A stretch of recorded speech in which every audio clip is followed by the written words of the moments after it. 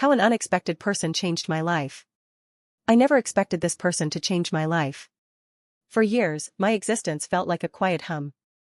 I'm a freelance graphic designer, and my world was my apartment, the glow of my screen, and the familiar, almost comforting silence broken only by the click of my mouse and the occasional gentle whir of my old laptop. I'm pretty introverted, and if I'm honest, I drifted into a state of quiet anxiety, always anticipating the next deadline, never the next adventure.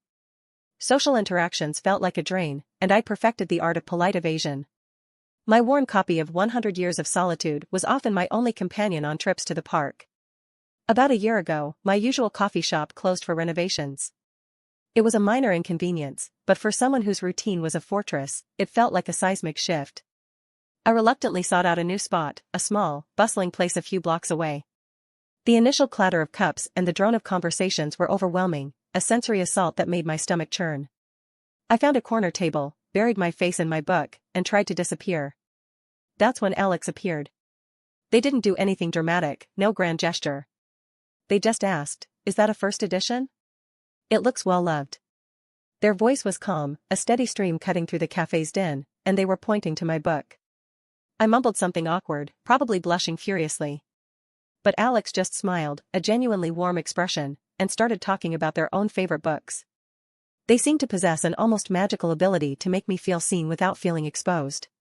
We started talking daily. It wasn't planned, they just seemed to be there, working on their own things. Alex is a music producer, which I found fascinatingly chaotic compared to my precise designs. Gradually, the constant buzz of the coffee shop stopped being a threat and became a backdrop. Alex gently nudged me out of my shell. First, it was just ordering something new from the menu. Then, it was suggesting we grab a park bench instead of a table. One day, they even convinced me to go to a tiny, local jazz night. The saxophones wailed, the crowd was a bit much, but Alex was there, laughing and tapping their foot, and for the first time in a long time, I felt genuinely present. What really surprised me, though, was Alex's weird passion for restoring antique radios. They brought in this old, beat-up transistor radio one day and, over the course of a week, slowly brought it back to life, the crackling static giving way to surprisingly clear music. It was so unexpected, such a specific, patient hobby, and it taught me that there were layers to people I'd never bothered to uncover. Before Alex, my life was a muted watercolor. Now, it feels like a vibrant oil painting, full of unexpected colors and bold strokes. I still have my quiet moments, but I'm no longer defined by them. I've taken on bigger freelance projects, joined a local art group, and even started initiating plans with friends again.